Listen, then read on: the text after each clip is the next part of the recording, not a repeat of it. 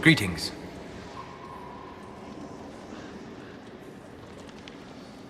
I'd like to know more about you, Solas. Why? You're an apostate, yet you risked your freedom to help the Inquisition. Not the wisest course of action when framed that way. I appreciate the work you're doing, Solas. I just wanted to know more about you. I am sorry. With so much fear in the air.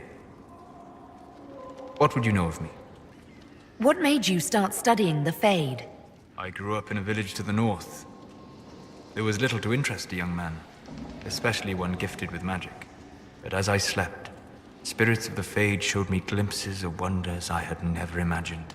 I treasured my dreams. Being awake, out of the Fade, became troublesome. Did spirits try to tempt you? No more than a brightly colored fruit is deliberately tempting you to eat it. I learned how to defend myself from more aggressive spirits, and how to interact safely with the rest. I learned how to control my dreams with full consciousness. There was so much I wanted to explore. I gather you didn't spend your entire life dreaming. No. Eventually, I was unable to find new areas in the Fade. Why? 2 reasons. First, the Fade reflects the world around it. Unless I traveled, I would never find anything new. Second, the Fade reflects and is limited by our imaginations. To find interesting areas, one must be interesting. Is this why you joined the Inquisition? I joined the Inquisition because we were all in terrible danger. If Corypheus destroyed the world, I would have nowhere to lay my head while dreaming of the Fade. Ah. Inquisitor, that is why I joined, not why I stayed. I wish you luck. Thank you. In truth, I've enjoyed experiencing more of life to find more of the Fade. How so? You train your will to control magic and withstand possession. Your indomitable focus is an enjoyable side benefit. You have chosen a path whose steps you do not dislike because it leads to a destination you enjoy. As have I. Indomitable focus? Presumably. I have yet to see it dominated. I imagine that the sight would be fascinating. Inquisitor. I'd like to know more about you, Solas. All right. What can I tell you? You said you'd traveled to many different places. This world, or its memory, is reflected in the Fade. Dream in ancient ruins, and you may see a city lost to history. Some of my fondest memories were found in crumbling cities, long picked dry by treasure seekers. The best of the battlefields. Spirits press so tightly on the veil that you can slip across with but a thought. Any place in particular? I dreamt at Ostagar. I witnessed the brutality of the Darkspawn and the valor of the Ferelden warriors.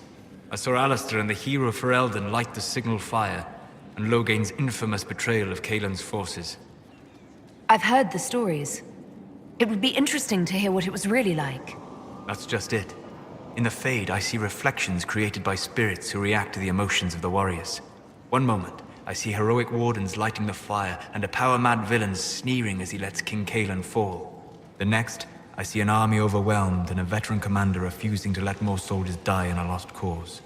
And you can't tell which is real? It is the Fade. They are all real.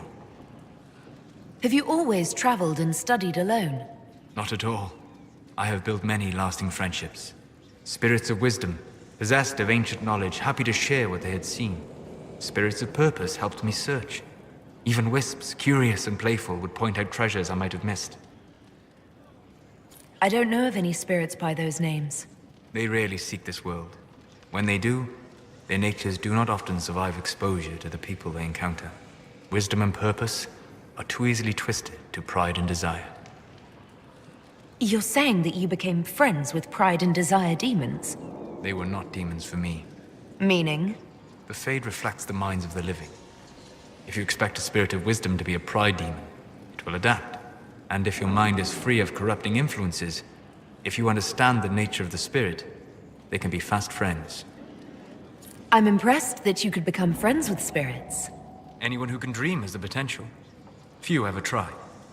My friends comforted me in grief and shared my joy. Yet, because they exist without form, as we understand it, the Chantry declares that spirits are not truly people. Is Cassandra defined by her cheekbones and not her faith? Varric by his chest hair and not his wit?